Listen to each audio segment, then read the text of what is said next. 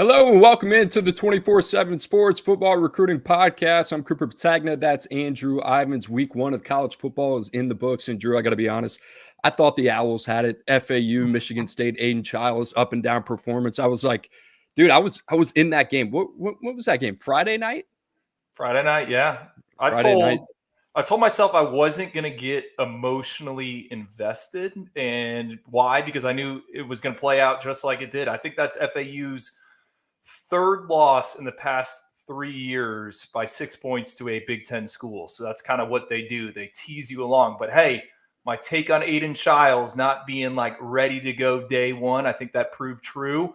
I'm not concerned about him. There were certainly some flashes, but to me, I think it's going to be a growing year for Mr. Childs there in East Lansing. How big of a FAU football fan are you opposed to the FAU basketball fan that has gone to New York for the last couple of tournaments? Is it the same deal? Like, do you have the jersey on? Are you in the No, stadium?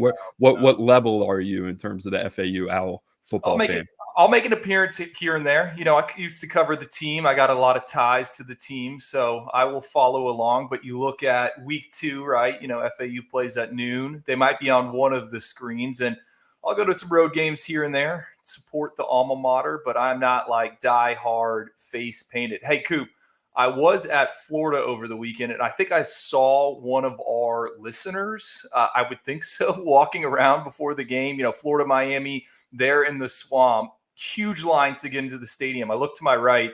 There's a college-aged individual, this huge group of girls walking into the stadium, Miami fan, rocking a 61 Francis Mauigoa jersey. And I loved it. And I know this guy is not related to Francis Mauigoa or Francisco Mauigoa. Like, there's no way, just knowing both those players and their family.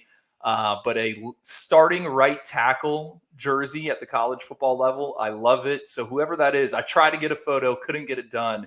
But we got a oyster boy out there in the wild.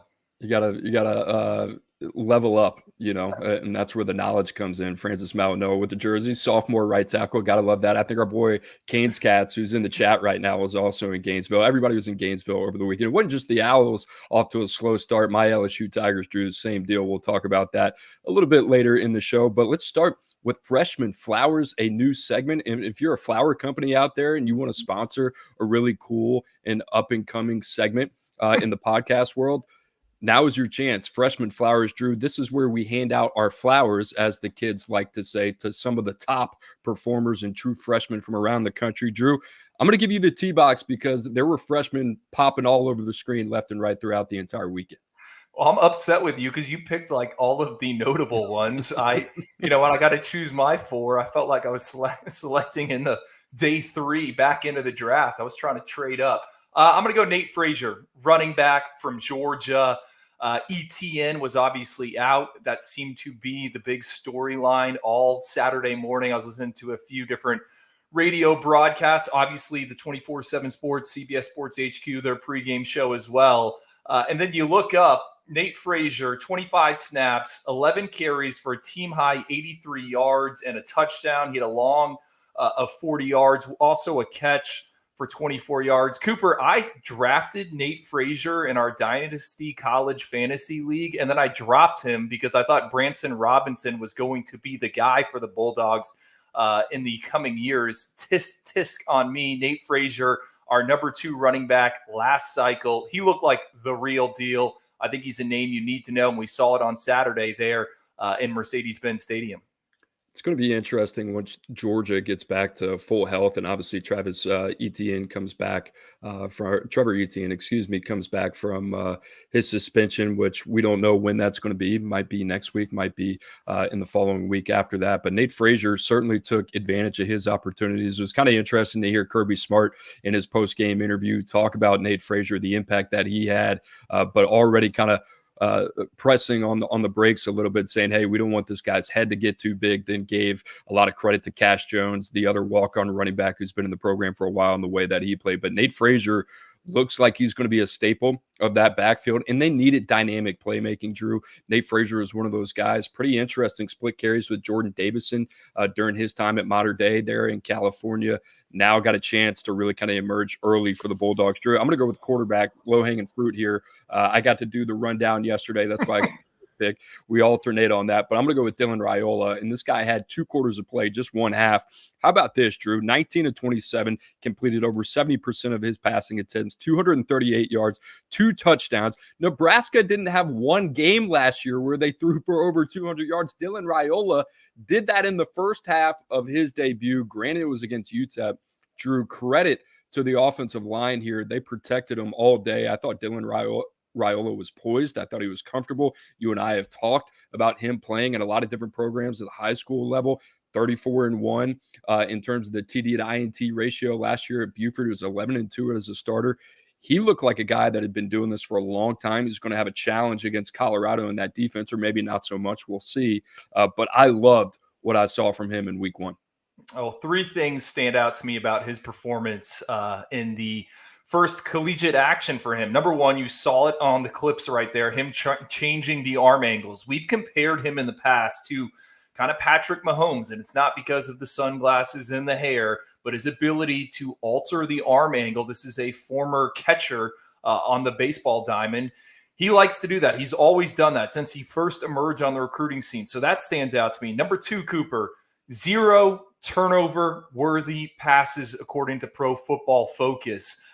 We mentioned him taking care of the football as a senior there at Buford High School. At some point, he's going to throw an interception. Like, that's bound to happen here in his freshman year at Nebraska. But for him to take care of it week 1, I think that says a lot. And then the final thing, Cooper, that stands out, that deep ball. You sent me a few clips when he was getting going on Saturday afternoon. You've said it in the past. I've said it in the past. You know, I had a buddy that's not in the scouting circles. He's asking me, he's like, hey, this Dylan Raiola guy, I saw you guys are pretty high on him. What stands out? I'm like, it's the deep ball, right? Nebraska hasn't had that. We think he's got one of the best deep balls we have seen coming out of the high school ranks probably in 2-3 years. I have that Elite 11 workout just burned into my vision, him touching the deeper third. So that's what stood out to him. Great start. I can't wait for this Saturday with Colorado coming to town. That is a game that will have the big screen in the Ivins household.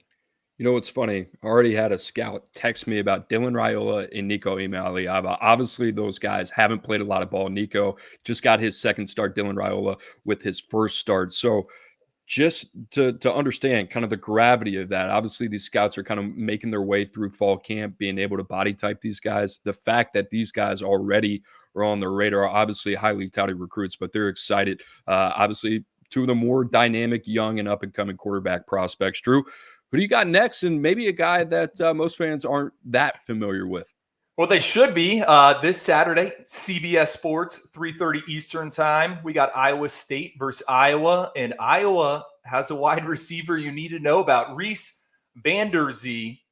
He was the hero this past Saturday for the Hawkeyes. 5 catches, 66 yards, 2 touchdowns, and Iowa's 40-0 shutout of Illinois State. Coop, I don't know if you've dug into Reese and what his profile, but this is a guy I'm already regretting that we didn't have a 4th star on. And I had Iowa's class audit last cycle, went back into my notes on him, and the last line is, wouldn't hate having a 94-star flyer on Reese Vanderzee. And we didn't do it. High 3-star. Hey, 3 stars are players too. But Cooper, this is a 4-sport athlete, right? He played quarterback as a senior, basketball, all-state selection, regional and state qualifier, track in the hurdling events. He was also all-state in baseball, 2-way player, 41 tackles, 2 interceptions as a senior, also ran for close to 2,000 yards, passed for over 1,500 yards. This guy, love the profile in him. And for Iowa, an offense that hasn't had a vertical threat, I think he can be the dude. He's got some ability to eat up cushion on the outside, and he's really good at the catch point. I think that basketball background constantly shows up on tape. So this is a guy that's off the radar, wasn't a starter week 1. Heading into this Saturday, they've moved him up to a starting role. He's going to be a true freshman starter for Iowa. I think that's a big deal.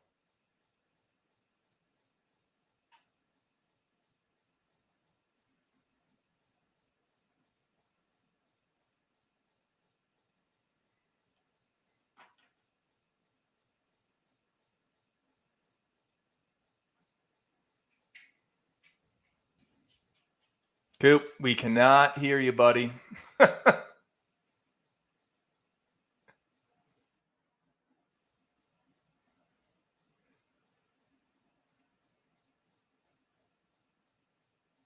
right. Well, as we wait for Cooper to rejoin us, going to move on to the next freshman standout that we're giving roses to for me. This is another guy that I wish we had a 4-star on. Isaac Brown, running back out of Louisville.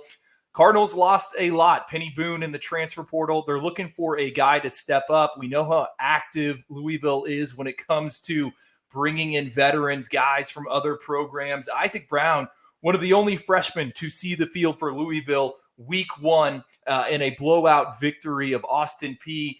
Only played 10 snaps, but had 5 carries for 123 yards and a touchdown that included a 77-yard scamper. This guy out of Homestead, Florida, had a ton of exposure to him over the years. I thought he was the best return man in the 2024 cycle. Low to the ground, really good burst. One of those guys that doesn't have to gear down when he gets into space. Also doubled as the Cardinals return man, both on punts and kickoffs. I think this is someone to keep an eye on moving forward. I heard a ton of buzz about Isaac Brown coming into the week. And then again, 10 snaps, but over 100 yards, most ever by a first-year player for Louisville in their debut. Really good performance from Isaac Brown. And then finally, moving on to my last freshman, Colorado offensive tackle Jordan Seaton. We all saw him on Thursday night as the Buffs took on North Dakota State. Jordan Seaton, 59 snaps, 61.5 grade from Pro Football Focus. When we were scouting the 2024 crop of offensive tackles, we thought Jordan Seaton was one of the few individuals that had a chance to play on the left side, protect the blind side. I think that's why Colorado, Prime, Shadur, they were so interested in Jordan Seaton. He gave up just 2 pressures against North Dakota State. I thought there was more good than there was bad in that outing. Shadur Sanders obviously had a monster night. Thought Jordan Seaton, the body's kind of been all over the place. He's been inflated, deflated, looks to be reinflated here in Boulder, but a strong performance for Jordan Seaton. He draws a tough assignment this upcoming Saturday as they travel to Nebraska. MJ Sherman, Princewell Umeonli will be out there as well. Coop, are you back? Cooper is not back. We're still dealing with some audio issues. Okay. Hold on. Talk to me now. Am I in here? Yeah, you're in here. Okay. I'm sorry, buddy. It's not fun to go solo like that, is it? We've had to do that before. The audio. No, I've done, Coop. I've done, I think, 3 straight productions, and all of them, there's been an issue. So, all right, I'm throwing this microphone aside. You got me right now, though. I got you. Okay, we're on the AirPods. Good job going solo. I heard what you said. We talked a little bit about Isaac Brown. The one thing I want to hit on him, he only got 10 snaps. I don't know if you mentioned that. 5 of them in terms of what he was able to do. 123 yards and touchdown along with 77. Jordan Seaton and Drew went back into the tape. I'm talking about like long-term. This is one game. I don't know if he's a left tackle, and I think that's okay. Might be a right tackle, more of a swing guy, could potentially move inside the guard. I thought he did a pretty good job. I like the fact that it's kind of like baptism through fire right now for Jordan Seaton.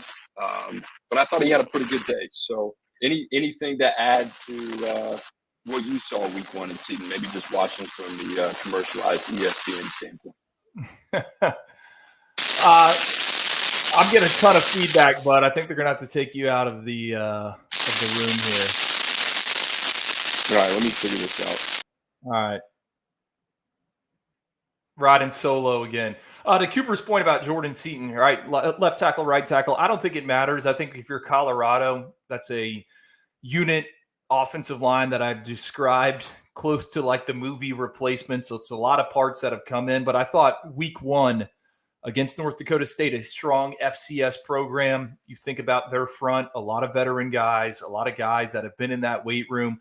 I thought they held their own. And for Jordan Seaton, you go back to the 2023 wave of 5-star offensive tackles, Francis Mauanoa, Caden Proctor. There were some initial growing pains for them. And I thought Jordan Seaton was right there in terms of the developmental trajectory. You saw some good, you saw some bad, but they can work with that. And they're going to do that moving forward. Other freshmen, I know Coop's going to eventually get back in here. Some guys I want to give some flowers to, honorable mentions. Aiden Bainfield, had no idea he started at left guard for North Carolina. Graded out very well. Only 2 pressures on 30 pass blocking snaps. This is a guy that I was pretty bullish on coming out of high school, Mill Creek there in Georgia. He starts for North Carolina. How about Mario Craver at Mississippi State? One of the few freshmen to score multiple touchdowns week 1. He had a 54-yard touchdown catch. Also recovered a block punt in the end zone for a touchdown. And then finally, got to give some love to Broward County in South Florida. 2 freshman corners with interceptions week 1. Both of them called Broward County home. Elijah Kanan at Mississippi State with a pick 6. Xavier Lucas at Wisconsin had a game-sealing one-handed interception to help the Badgers, preserve that victory over Western Michigan. And then Miami, OJ Frederick, corner, 29 snaps against Florida in a reserve role, but I thought he had his moments there. So I always say it, you're looking for a defensive back. I think Broward County, South Florida is the place to go. There's 3 true freshmen week 1 that are out there playing. Drew, do you have me? I got you. All right, I'm back. I'm back, baby. I'm sorry, dude. You're doing a phenomenal job. I'm back to the rescue, and I'm here to talk a little bit about Dylan Stewart. Can we talk about this man real quick? Yeah. What a game from this dude. 37 snaps, 4 tackles, a sack and a half, a QB hurry, 2 forced fumbles, and they needed all of it from the 5-star out of the DMV. Drew, I turned on this tape. Outside of Jeremiah Smith, I went back and I watched every 5-star in the 2024 cycle and every snap that they had over this past weekend. This guy was the most impactful player on the field. A complete and absolute freak. He showed some stuff in week 1 of the college football season. Quite honestly, I think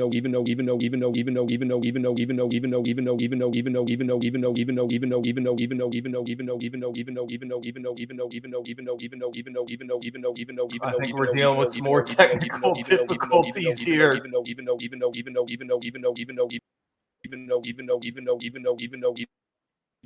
All right, buddy. You got me now? I got you now. All right. Hey, for those guys listening out there that this just keeps happening, we appreciate it. We appreciate you hanging around. All right, where'd you lose me? I don't even know. It was you repeating over and over. It sounded like a mixtape. Okay, I'm sorry. Well, what I meant to say is I love Dylan Stewart. He had 37 snaps. I went through the stat line, 4 tackles, a sack and a half, a QB hurry, 2 forced fumbles. The dude was a menace. You look at the stat line, you're like, okay, that guy had an excellent day. Drew, consider the fact that this guy was a freshman. You could have thrown on tape of James Pierce Jr. Or Michael Williams, 2 of the best edge rushers in the country, and put them in that situation against that type of competition. And you were to say, okay, those were elite level performances from some of the 2 best pass rushers in the country. This is coming from an 18-year-old freshman. It was unbelievable. It was my favorite performance of the weekend of anybody I watched out of all the freshmen. Absolute domination. This dude blew my mind. I wrote on the notes, holy bleep, when I watched him. That's how much I really love this kid.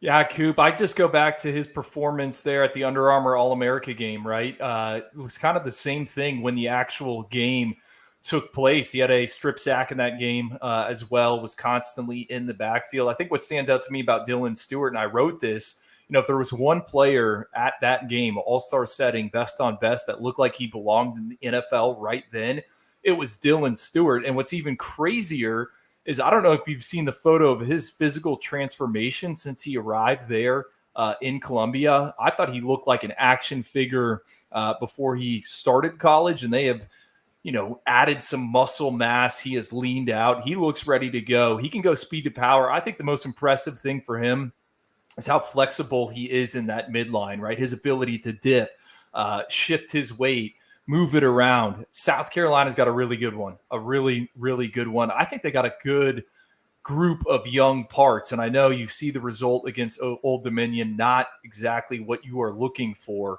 But I don't think the cupboard's bare there in terms of the young talent, guys that can be foundational pieces. And it starts with Dylan Stewart. All right, audio check. Am I still alive? I got to check still in. Live. You're not repeating. Every couple of minutes. I know. Shout out to the guys in the chat cracking me up. They said they feel like they're at a dubstep concert right now with what was going on. I couldn't hear it in my ear. I didn't know what was happening, so I apologize.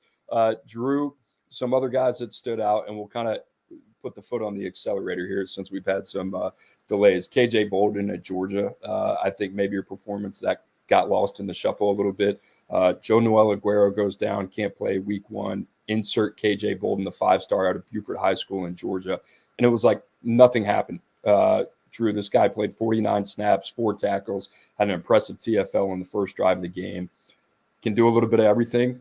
You and I were at the Player Personnel Symposium in Nashville, and we heard a lot about Georgia and just how much emphasis they put on that safety position. Not only are these guys having to be versatile in terms of what they can do with their skill set, but being instinctive and smart defenders. And that's kind of what I wrote when I watched KJ Bolden. This was a guy, just in terms of his key and diagnose ability, his ability to sift through traffic. I thought he did some really impressive things. He did not look like a freshman. And the ironic part is you go back 3 years, KJ Bolden, it's Aguero, it's Malachi Starks. And Malachi Starks, number 1 on your freaks list in 2022, now catching the eye of every NFL scout out there right now. But Drew, KJ Bolden, it looks like Georgia just hit another home run with this kid. Are you surprised he got more run than Ellis Robinson, the 5-star corner? No, I didn't. After watching the game tape, certainly not. And what I mean by that is I think it's more of what I just talked about, the speed, the toughness, the instincts. When you look at KJ Bolden, it shouldn't surprise you because when you watch him during his time at Buford, he did a little bit of everything. He was in the return game. He was a 3-phase guy. He played receiver. He played corner. They lined him up at safety. That type of versatility, I think, gets you ready to play, even in a place like Georgia a little bit earlier, more than maybe Ellis Robinson being a guy that is just versed at playing one position. I think that type of versatility, that type of football intelligence that is built up and accumulated over the years is kind of giving KJ Bolden a little bit of a head start. Yeah, he was, as weird as this is going to sound, I thought he was a tricky evaluation if we went back and trying to stack him on the board. Because you're right, it was kind of more receiver than it was safety at different kind of points in his career. And big-time track guy early on, I think a bronze medalist there in Georgia as a freshman, didn't really do any of the events after that. You'd see him play 7-on-7. Wasn't a guy that was coming down with a ton of takeaways. And then those live in-person exposures kind of answered some questions, right? And now that I'm thinking about it, I mean, Dylan Raiola, KJ Bolden, both on the same team last year there at Buford, ready to go here week 1. And Buford has been a program, kind of a thorn in the side for the Bulldogs. And now they got a guy that's playing right away. All right, my last one here, Anthony Knapp. Drew, we had a lot of question marks going into this game. I think it was combined 6 starts at Notre Dame that offensive line had going into College Station. Notre Dame, big win for Marcus Freeman. We'll talk more about Notre Dame at the end of the show, so stick with us there if you're an Irish fan. But Drew, ups and downs, what you would expect when you're going against guys like Shamar Stewart, Shamar Turner, Nick Scorton as well. Didn't know that's how you pronounce his name until the broadcast that night. But Anthony Knapp, man. What was his name coming out? He changed his name, didn't he? Yeah, I forgot what Carrington? it was. Yeah, Carrington, that's right. Yeah, Nick Carrington. And if you know, you know. We knew at the All-American Bowl in San Antonio. Besides the point, Anthony Knapp just grew up throughout that game, Drew, and he's playing left tackle. And the other thing that I'm I'm realizing as I'm watching Anthony Knapp, he's probably not at the right position. This guy could end up playing 3 years, 4 years at left tackle for Notre Dame, but really ultimately at the end of the day, he could be a guy that plays left, right, move inside to guard, possibly center. I think he's a 5-position guy. The versatility, a really good athlete, long, strong at the point of attack. I thought he held up there really well from a physicality standpoint. Got beat with some speed, quickness, and athleticism a couple of times. But those are all 3 guys that I just named that are going to be playing on Sunday. And I tell you what, man, this guy did some stuff that you would really see from a player that's been playing the game for 3 years.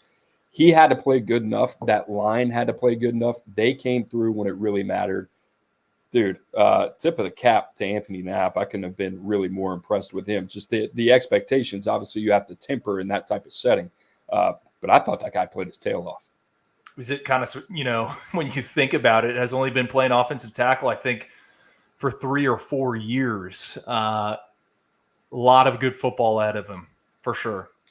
Well, let's talk. I want to hit on this a little bit because it's always revisionist history. On Anthony Knapp, really good player, a player that we liked in high school. And I think a lot of people, a lot of Notre Dame fans are going to say, even some of the staff, they'll hit you up and say, hey, is there a disconnect here? We really like this kid. We've had him on campus. We didn't get to see him, right?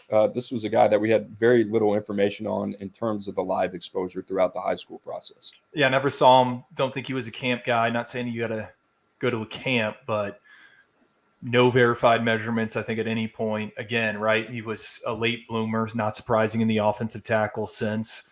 But, yeah, we never got eyes-on exposure to him, playing at a school that I don't think really had a ton of other guys. I mean, he's just one that kind of slipped through the cracks. Yeah, revisionist history. Should he have been higher in the rankings? Yeah, sure. But in this day and age, we're going to miss on a few of them. Still had him as a high 3-star. I don't know. Where did he finish in the offensive tackle rankings? I'm not even sure. I don't know. I think we had an 88 rating overall. Yeah. Which is the equivalent to a high priority free agent. So, I mean, it's one game. Kid played his tail off. But like I said, I think the biggest thing, if you're a Notre Dame fan, that you can take away is, like, you can play this kid anywhere on the offensive line. I think he'd be okay. Producer Bradley, if you wouldn't mind throwing up the full screen so I can just revisit. Obviously, we've had a lot going on during the show if you've been with us from the beginning. But here are my picks for Freshman of the Week. And the guys that I'm giving my flowers to: Raiola, Stewart, KJ Bolden, Anthony Knapp, and then we'll go to Drew. And Drew's picks: Nate Frazier, Reese Vandersee, name to know, Isaac Brown, Jordan Seaton. Isaac Brown, Drew. Did you talk about it at all? Just like, I mean, the kid had 10 snaps. Yeah. Jeff Brom's got, he just took the decision out of his hands. Like, you're going to see that kid more, right? Right. And Coop, you didn't hear me say it, but I thought he was one of the best return men in the 2024 cycle. This is a guy that full speed, doesn't need to gear down, low center of gravity, just hard to tackle. And he produced time and time again. Homestead High School, last exit on 95, right before you get into the Florida Keys. I mean, this guy did it against St. Thomas Aquinas and whatnot. Hey, Coop, the other thing you need to point out, right, we left off the elite wide receivers from this list. So there is a little asterisk there, because I'm sure people are wondering, where's Jeremiah Smith? Where's Cam Coleman? Where's Ryan Williams? Where's Ryan Wingo? We're going to get to those guys. Yeah, every time we post these graphics, people are always like, when I posted the freshman 15 graphic, people are like, how'd you leave Jeremiah Smith or Cam Coleman off of it? My relax. It's on Andrew's graphic. My favorite is like, it's a bunch of people that are telling you about a player that you clearly know way better than they do. It's like, how could you forget this? It happens. It's part of the game. Guys, I mentioned we're in full swing of college football season. There is no better place to go than 247sports.com. Wall-to-wall team coverage, recruiting rankings, transfer portal updates as well. Drew, it just feels like we're going to look up and all of a sudden it's going to be December and it's going to be that transfer portal window right in front of us there in a couple months as we zoom through week one on the way to week two. And Drew, the theme of this show has really been freshman packed. We're going to stick with that. And let's talk about this rookie receiver class, and that's what we'll call them. Have a day, my friend. You talked about people being like, oh, I love the part of everybody just kind of opening their eyes to what we've kind of been saying the entire time. And it's not to validate or anything like that. But you and I had the conversation about Jeremiah Smith, the number one player in the country. I remember the question that you asked me, do I think he's going to lead Ohio State in receptions, in receiving yards? My answer was yes. I feel so much better about that after week 1 against Akron. Not so much about scheme, Drew, but because it seems that Will Howard has the most confidence in Jeremiah Smith than anybody else. And that's including a receiving core with Carnell Tate, Emeka Egbuka, Brandon Ennis, Bryson Rogers, go down the list. They're extremely talented. But, Drew, how about this debut? 6 catches, 92 yards, 2 touchdowns. I wrote in my notes, I think he dropped a potential touchdown on his first target of the game. That was beautifully set up. Also, Drew, working with the starting punt return unit as well. I love that. I think that says so much about Jeremiah Smith, his mentality, his mindset, and the reason why, just through 1 week of college football, we can pause a little bit, but the reason why we have been so high on this kid from the onset. You were at the Florida-Miami game while the Ohio State-Akron game was taking place, and I was texting you updates on Jeremiah Smith, and you're like, is he just dominating? I'm like, well, it just kind of looks like he's back in high school, and that's what we saw. Yeah, I mean, it's kind of one of those ones, and I've said this in the past, you're like, you put him at number 1, and I'm not questioning myself, but like doubt has crept in ever since we did it back in October. Remember, we were eating breakfast at the All-American Bowl, and I was like, I don't know. And then he goes out, is excellent in practice, catches a touchdown in the All-American Bowl, gets to Ohio State, gets the black stripe ripped off. You see all the footage coming out of Columbus of him making plays in practice, and it's like, all right, what does he do next? Okay, he scores the first touchdown for an offense that features a future first-round pick opposite of him at wide receiver. I mean, every single time there is, I'm not saying doubt, right, but you second-guess yourself a little bit. I mean, he just answers. Like, I'm all in. I've been all in. Like, he's the real deal. And Cooper, from the highlights you see, I've always described him as a bully at the catch point. Like, that is, I don't know if it's the first line in the scouting report, but that's what I'll say in passing. And then those touchdown grabs, I mean, he's just out muscling college defensive backs. We got people in the chat. We love you. We got people in the chat saying it was against Akron, though. ... Then again, it was against Akron, though. I look forward week in and week out, Jeremiah Smith proving you guys wrong for what it's worth. Well, Coop, I haven't brought this up to you, but after Jeremiah's junior season at Chaminade Madonna Prep, there was someone that would always message me, well, he didn't do anything against Bishop Gorman. He didn't have a good game against Bishop Gorman. And that has stuck with me. I haven't seen that comment at any point. So I don't know. It just they're gonna run out of butts sooner or later. I understand any challenge that you put in front of him. I put my money on Jeremiah Smith, which is a good lead in to the Freeze 4, Drew. We'll talk about 3 of these guys at Auburn: Cam Coleman, Perry Thompson, Malcolm Simmons. All 3 scored touchdowns in their debut. We've been raving about these guys the entire offseason. Cam Coleman, 2 receptions, 62 yards and a touchdown. You go down the list. Perry Thompson, 2 receptions, 82 yards and a touchdown. Could have had another explosive to put him over 100. And Malcolm Simmons, 3 receptions, 91 yards, touchdown. Also had a special teams fumble recovery in the end zone. So he ends up with a tally of 2 touchdowns at the end of the day. I get it, guys. I get it. Alabama A&M. I understand. Drew, going back and watching the tape, these dudes are not puppies. They are dogs, and they are here, and they are ready to compete, and they are day one ready. They are everything that we thought they were. And what's interesting about Auburn and that receiving core, this has been the Achilles heel of this program offensively for a long, long time. And in one cycle, this is so unique to do, and you never see it. Hugh Freeze has completely flipped the script and turned it on its head. It is so rare to hit on 3 high-level receivers, potentially 4 there with Bryce Kane, who they're super bullish on. Drew, they got something with these dudes here, and I'm super stoked to kind of see their progress, and was not shocked at all week 1. It was pretty awesome to see. Cam Coleman go for over 1,000 this season? Ooh, I don't know. I think he might not, because of what he came in with. which is a good thing. I mean, they got weapons all over the place. All right. Does the group surpass 1,500? Oh, for sure. Okay. For sure. Money on that. Did you get to watch any of that, by the way? That was not on the docket. I'm sorry. Okay. Alabama A&M did not draw the eyeballs for me. All right, Ryan Williams. Did you get to see a little bit of that? Like, you had to look up because it was quick. 2 receptions, 139 yards, 2 touchdowns against Western Kentucky. Drew, here's the thing that stood out to me for Ryan Williams. Everywhere we've seen Ryan Williams, whether it was in a high school, whether it was at Alabama, Mississippi, whether it was at the Under Armour game, we went through the lens of this guy being a year younger than everybody else. He should be a senior in high school. He steps onto a collegiate field, granted against Western Kentucky, as a 17-year-old.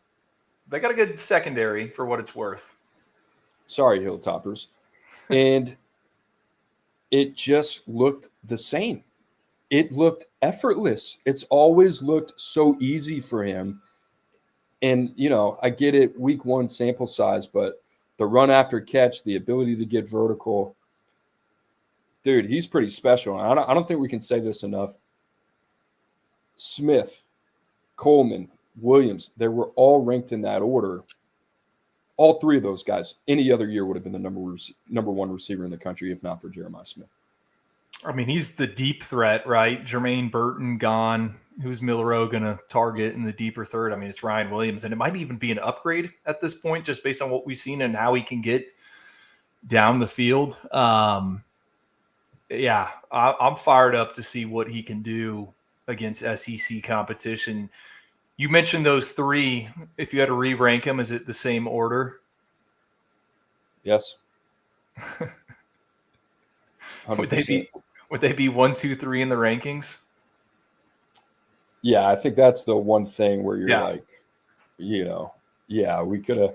I think it gets into your head a little bit. You're like, I know we love these dudes, but are we going to have like 3 receivers ranked inside the top 5? And the other thing is, you're projecting them on position. Are they 3 of the top 5 players in the class? Yes.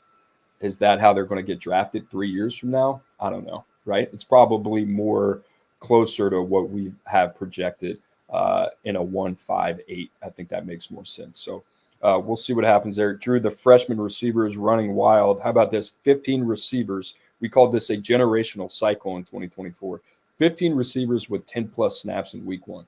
I thought that was significant. You go down the list, there are guys making plays all over the field. Terrell Anderson at NC State. We didn't really get to talk about. Drew, just a loaded class. TJ Moore, Wesco, I think their snap count is going to go way up after what we saw in week 1 against Georgia as well. Stay tuned. I got some thoughts on Clemson and writing something for CBS about their lack of player development on the offensive side of the ball. Ooh, spicy. Looking forward to it. Hold on. I was getting ready. LL in the chat. I forgot about Ryan Wingo. Didn't even talk about him. 4 receptions, 70 yards.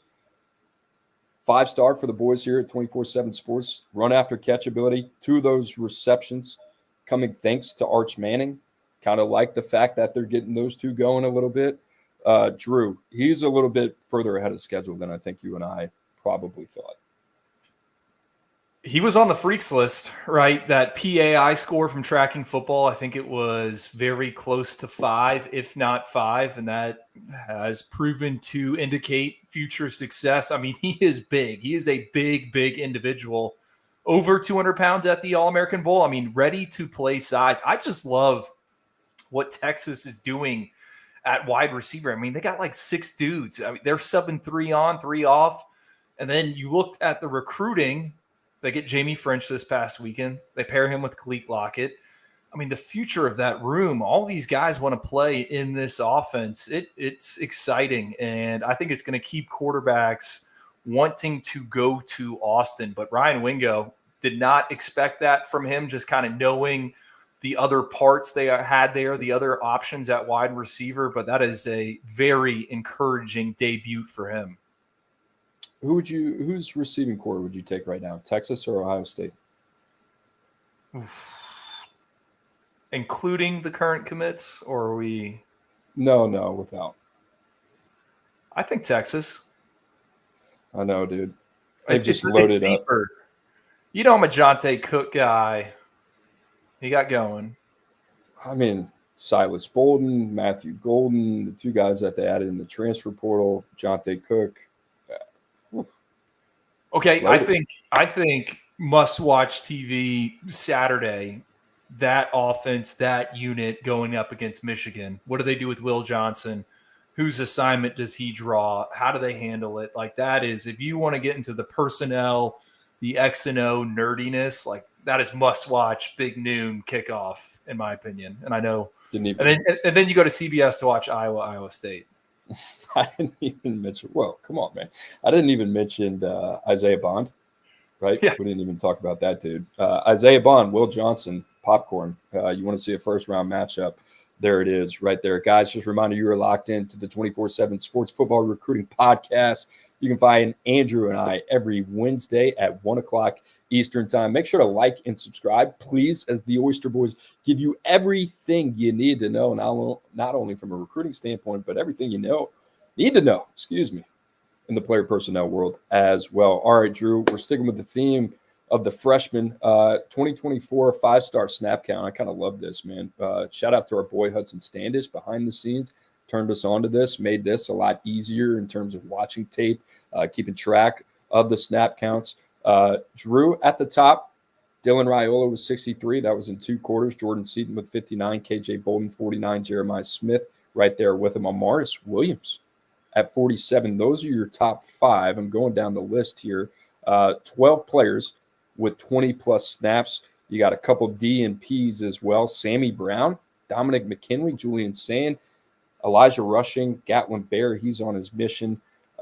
Drew, anything stick out to you? Positive, negative, surprises? What do you think? On Gatlin Bear, should I share the story I heard, which I don't know if it's true, but I've chosen to believe it's true? Even if it's not true, we believe it. So, yes, you should put it out there.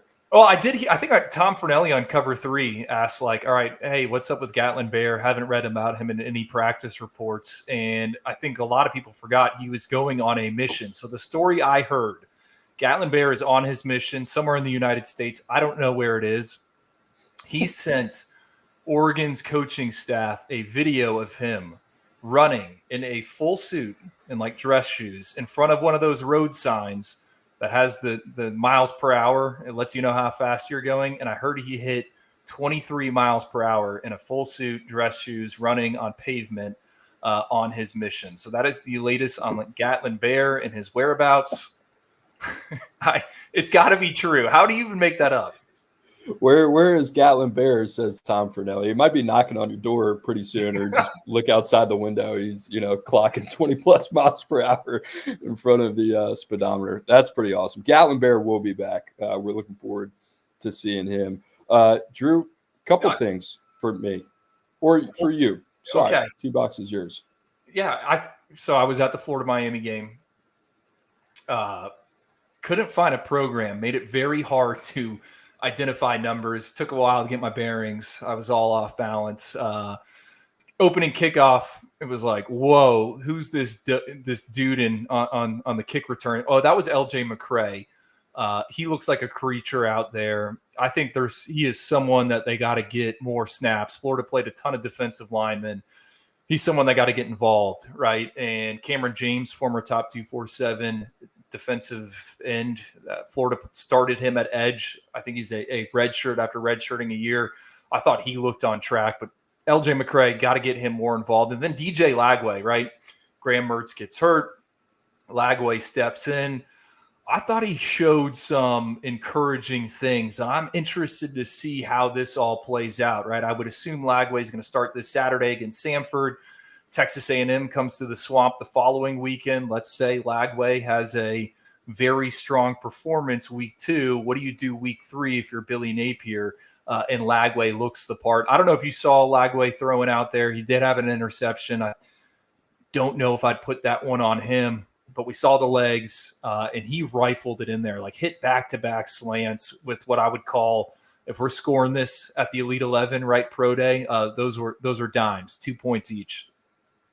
Our friends at Swamp 24/7 put out a story today, just talking to some of the players, Eugene Wilson, the offensive line, as well, Trey Wilson, excuse me, about DJ Lagway and the way that he's kind of handled himself since he's arrived on campus in Gainesville, what he's been like this week of practice.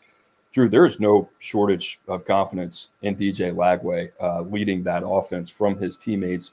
And in that very limited sample size that we saw in that game, I like what I saw from DJ Lagway. The biggest question mark remains, and I talked about this on CBS HQ on Saturday, that right side of that line of scrimmage, Damian George, Brandon Crenshaw, Dixon, Cameron Waits, whatever tackle you throw out there, it's not good enough. That's the part that, you know, makes me a little bit concerned for DJ Lagway.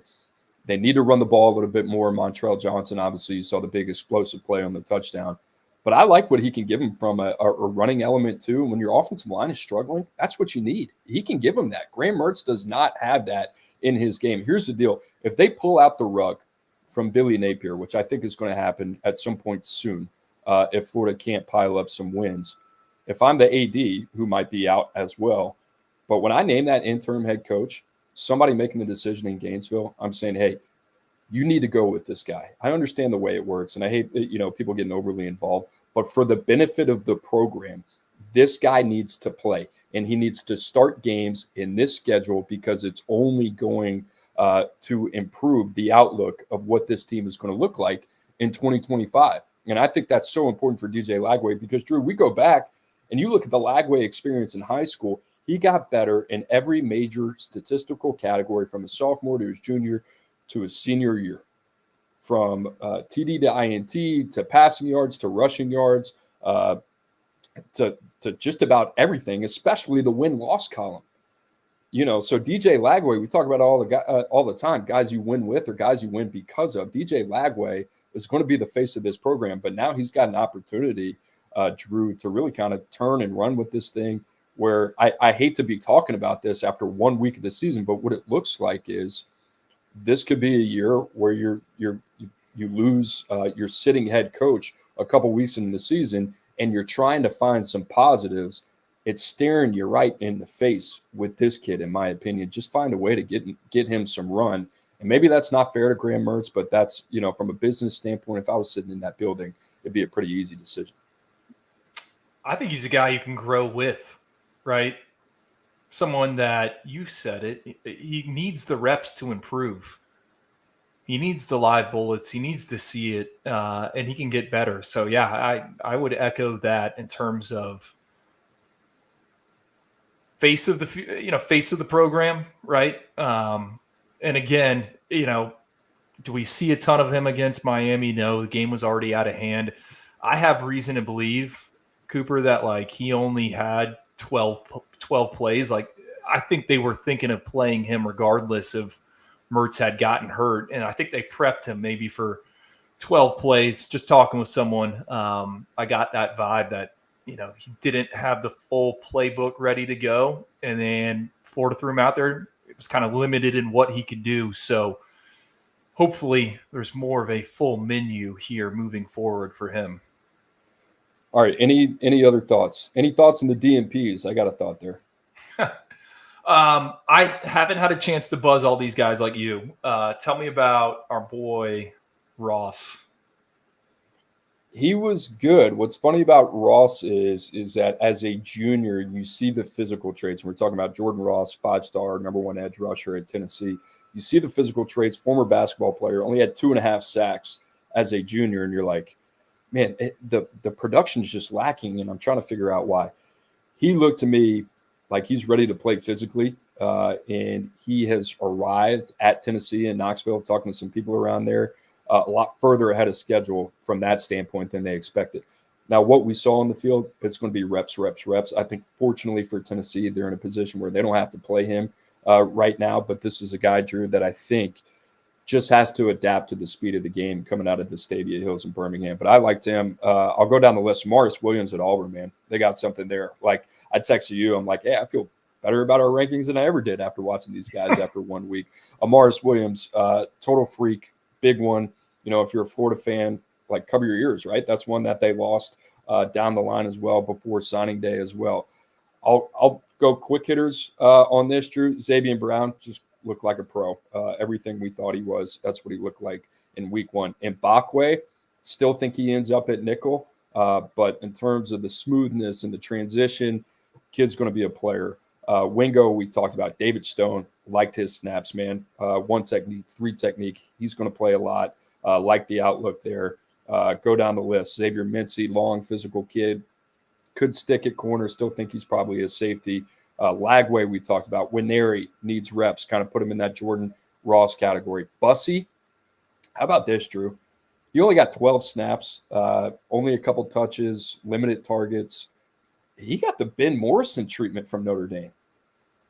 And I was kind of like, oh, whoa, that's surprising. And then I looked at what Texas A&M has a receiver, and I'm like, no, it's not. They're not really an explosive group, right? So Bussy getting that type of respect shows you what Marcus Freeman and Al Golden really kind of thought of him, and props to them and their advanced scouting in terms of, you know, matching up Ben Morrison, their All-American corner, with a very talented freshman. But I think Bussy is going to be one of those guys that you see more touches. Ellis Robinson looks the part, technically ways to go. The dude that I was excited about, 12 snaps, but I was kind of like, whoa, Colin Simmons. I mean, they played him off the edge. They dropped him in coverage, on ball, off ball, second-level defender, played fast, speed to power. I know you and I were kind of worried about the frame a little bit. He looked fine against Colorado State, playing super fast. I think Pete Kwiatkowski is going to find a way to kind of scale up his reps here. LJ McCray, dude, welcome to college football. He just got the Francis Malinois treatment, you know, and that was it. I mean, there's really nothing else to say. That's a good way to get started. Luke Reynolds, going to be a good one, dude. 12 snaps, saw him there on a pole on a run, decleated somebody. Decleated, maybe that's a little bit dramatic, but got himself a pancake. Excited about him. Justin Scott, similar to David Stone, like the versatility. Glad he was getting run. TJ Moore, they gotta get his reps up. Chris Cole, going to be fun. 4 snaps. Justin Williams, Drew, you will love this. Comes in, has 3 snaps in the fourth quarter. One of them's a TFL. He blows up Phil Maffa in the backfield. Those kids, dude. Chris Cole, Justin Williams. I don't know what they put in the water, but studs. You can see that coming from a mile away. And then Bryce Young, 2 snaps, but both, while it was a 1-possession game, both in the red zone at the goal line. So I think that's a guy that they'll probably try to find a way to get more involved as the season goes along. But physically, he's going to need a year in the weight room. But, dude, the DMPs, McKinley, not so much of a surprise. I thought LSU's defensive line played well in that game. Sayin obviously wasn't going to get run. Rushing, Oregon typically plays a lot of freshmen against FCS opponents, but, that game ends up being 10 points. The biggest one to me was Sammy Brown. I thought he was one of the most collegiate-ready players. Obviously you got Barrett Carter there. They got Woodaz that they like, but you couldn't find a way to get that dude on the field? I thought he was dealing with an injury.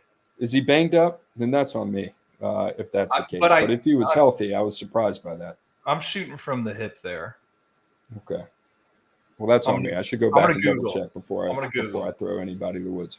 Good rundown, though. What'd you think about that? Yeah, and then the one you left off, only 4 snaps, Micah Hudson, Texas Tech. Yes, dude. How'd I miss that? He was another one where I thought he was injured. Hey, how do you score 52 points against Abilene Christian and your first 5-star in the history of the program's only got 4 snaps? Yeah, I mean, to be honest, I was refreshing that box score on Saturday night. Little bit of a head scratcher there. All right. Anything else on the snap counts? Are you good there? No, I'm good. I mean, the one thing I will add, those Georgia linebackers, you said it, when they play combined 7 snaps. We have heard that is the face of the defense, those two. Dude, Justin Williams had the TFL. I was like, whoa, who's that? And then Cole, they play off the edge. They're going to utilize him in a similar way that they use Jalen Walker. He blew up Tristan Lay. off the edge, and I'm just kind of like, okay, these kids are savages, dude. Just the way they recruit those kids is pretty unbelievable. All right, final thoughts here, Drew. I like this one from you. Better quarterback situation. Maybe it's not this simple. You can phrase it any which way you want. Better quarterback situation. Michigan or Clemson? And this isn't just, I think, 2024, right? This is a question I posed to everyone in the scouting department over the weekend. What quarterback outlook do you feel better about? Is it Clemson or is it Michigan?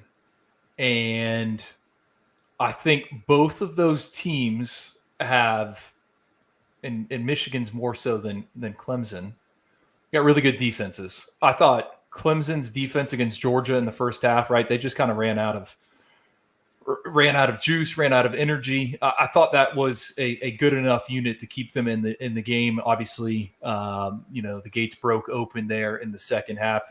Michigan, that unit is the real deal. And I think both of these programs are going to be handcuffed by quarterback play. I don't know what to make of the Wolverine situation. I think with Cade Klubnik, the more we see, the more questions we have, and the more doubts and the more concerns with him. And then, Coop, I said I was writing it for CBS, and everything I read on Sunday and kind of the Monday morning quarterback, it's like, all right, Dabo doesn't go in the transfer portal. This is the result. You get absolutely curb stomped by Georgia. Okay, I think we can continue to bring that up. But what about offensive player development?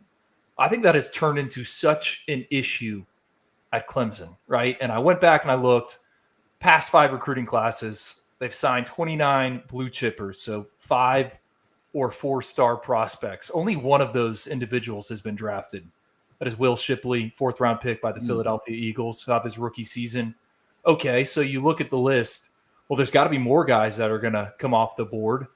Phil Maffa, talking with Matt Zinitz. He's hearing from NFL scouts, probably day 3, could be day 2.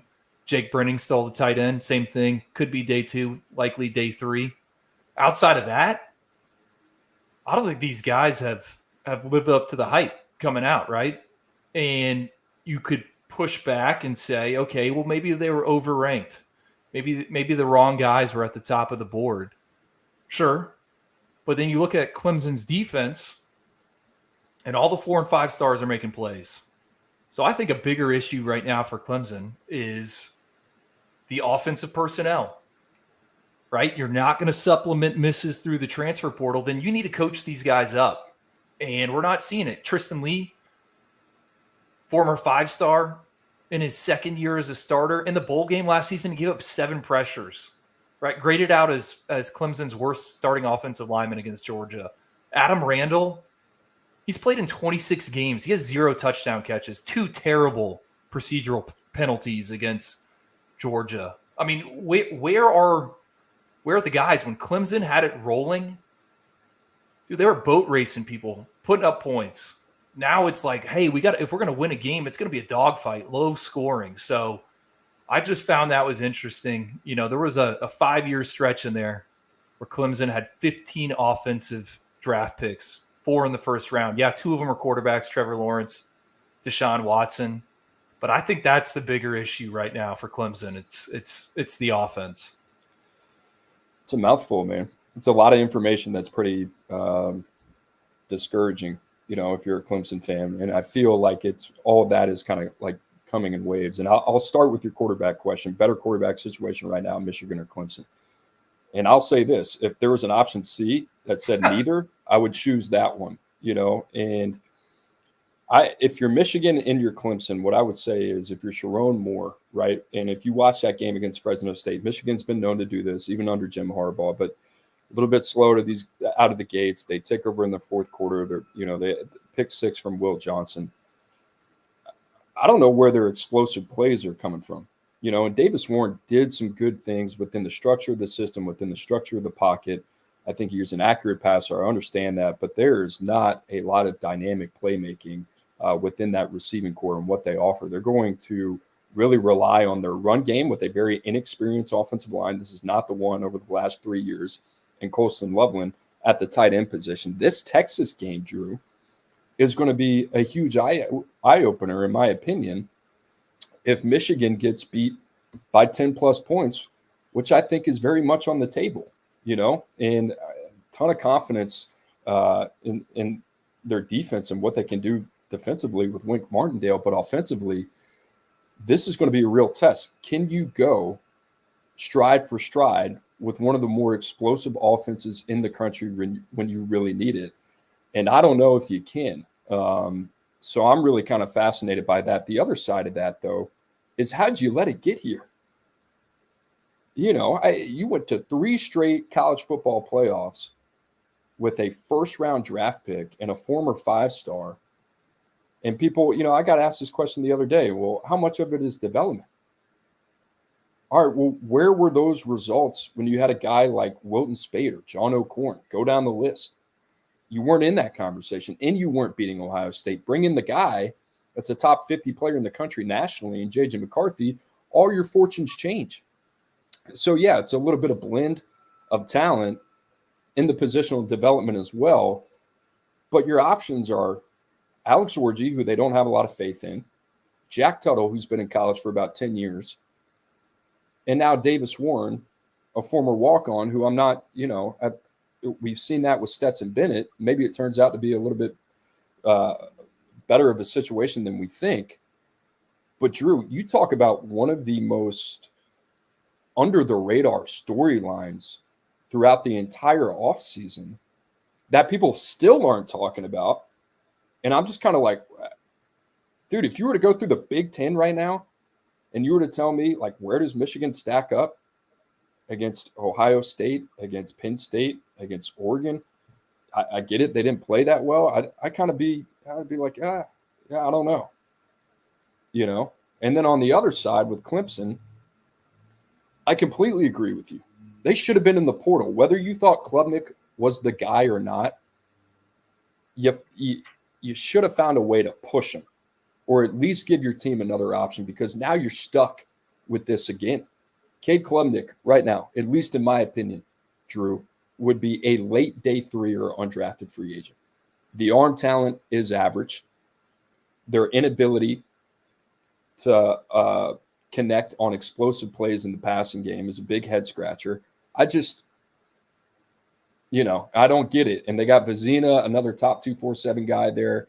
Hadn't played a bunch. There's no experience there. They didn't take a quarterback this past year. I mean, remember when? But you even looked down the line of both of these programs when it comes to quarterback position. I'm just kind of like, I don't really see it. Well, I feel better about Michigan's situation. Jaden Davis, they got 2 guys committed in coming cycles, right? Brady Hart and Carter Smith, both of them in Florida. Would I stamp them as a certified dude? Probably not. But I like that trio better than Clemson, who they also have 3 guys committed. And I don't really feel great about those 3. To me, and you brought this up in the past, never even offered Faison Brandon.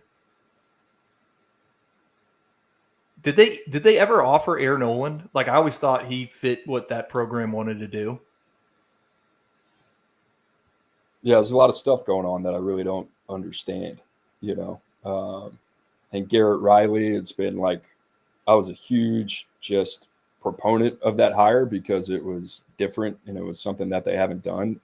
And 2 years into it, I'm just kind of like, ugh. I don't know.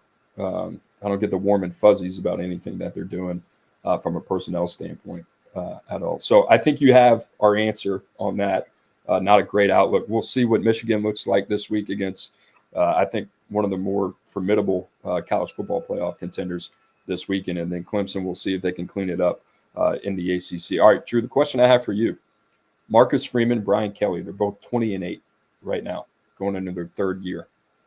Which fan base would you rather be? An LSU fan or a Notre Dame fan? Well, I like LSU's 2025 recruiting class. All right, what do you make of the of the game in Vegas. I thought my biggest takeaway is USC, man, looked like a completely different operation. And I think it's one of the first times you hear the offseason chatter. Oh, we've added 1,400 pounds of muscle. And normally that's just like smoke and mirrors. But I thought it showed up with the Trojans. Like physically, they look like a Big Ten team. I'll say this. I didn't hear anything from USC the entire offseason. I didn't hear any chatter. I didn't hear any hype. People were down on them. And I think they just used that and they bottled it up. And they were a team that was trying to put that narrative to rest. And I think DeAnton Lynn might be one of the best offseason coaching hires that we'll see throughout the entire season. That unit was so bad over the last 2 years under Alex Grinch. And not just, from a personnel standpoint, schematically, but they left a lot to be desired in just the way that they played the football game. USC was a completely different team in terms of what they did defensively. My thoughts on that game from LSU USC, we talked about the contrast in both of these programs. Redshirt junior quarterbacks, both had to sit behind Heisman Trophy winners, two of the worst defenses in college football over the last 2 years. What was that going to look like? I thought you saw what Joe Sloan, LSU's offensive coordinator, wanted to be in the first half of that game. And then I thought you saw who Brian Kelly wanted to be in the second half of that game. Brian Kelly goes into the second half. He has a halftime interview with Holly Rowe, and he talks about we should be able to run the ball and establish the line of scrimmage, which, yes, that is true, right? You have one of the best offensive lines in the country. But your quarterback, who's starting the second game of his career, just threw for almost over 200 yards in the first half. It wasn't like you weren't able to have success through the air. LSU has one of the most talented receiving corps in the country. They completely got away from that. The first half, it was second and manageable. They had success on first down. The second half, they decided to run the ball on first and second down, puts them behind the sticks on third. They never got away from it.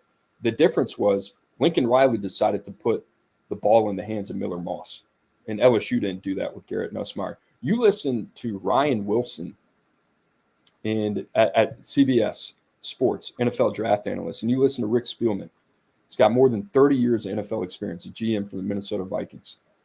And they're talking about quarterbacks on their radar and guys that they think are going to be first-round potential draft picks just after one game. Garrett Nussmeier's in that conversation. Cam Ward throws that INT against Florida. Shannon Dawson didn't shell up and say, hey, let me just run the ball with Damian Martinez behind this big physical line. He continued to trust him and put the game in his hands. LSU didn't do that. They'll learn their lesson. They'll be fine. But you have no margin of error in that conference. They have lost 3 straight non-conference openers to Florida State and now USC. This is a program that used to be proud to play those games and win those games at a high level, and they haven't done it. So it's an extremely disappointing start. And to go back to the question, Drew, I'll answer it. They got the same record, and I think LSU is going to be fine. I'd go with Marcus Freeman. The way that he's built this program, what they've done at the quarterback position, you see a young offensive line, that's their nucleus, that's going to be around for a really, really long time. They got to get better at the skill position. Their defense, Drew, I saw a team in Notre Dame that went into a top 25 ranked opponent, one of the hardest places in the country, and physically at the point of attack looked like one of the best teams in the country. To do that at Notre Dame in less than 3 years of having the job is pretty amazing. And quite honestly, he's been able to do things with that roster in South Bend that Brian Kelly was never able to do. And LSU's secondary is in such a bad place that it's going to take them 2 years to get it figured out. And they're going to be okay. They got guys like Woodland and other guys that you can build around, Ashton Stamps. And if they can keep the freaks together in 25, they'll be fine. But the Robert Steeples hire was terrible. The Cooks hire was terrible. It set the program back 3 to 4 years, And Corey Raymond and Blake Baker, when he got there, they were already there. So That's how I feel. I obviously had a lot on that. Well, there's a clip out there of Notre Dame blowing up a counter play from Texas A&M. I think it kind of embodies the entire game and what you're talking about. Marcus Freeman walking out of that tunnel? You kidding me? I mean, this is it's ironic, but like the story of Manti Te'o talking about walking out from the national championship game and seeing Alabama and knowing that his team was intimidated. I mean, when your coach has that type of identity and that's who he is and he wants to smoke, pretty awesome, man. Pretty fired up about Notre Dame. So anyway, Drew, that's all I got, buddy. Hour 10. That's all I got as well, man. All right, guys, we appreciate you joining us as always. Like I said, you can find the Oyster Boys every Tuesday and Wednesday right here on the 24/7 Sports YouTube channel, the 24/7 Sports Football Recruiting Podcast. Make sure to like and subscribe, guys. We appreciate you in the chat. As always, we will be back next week. We hope to see you there.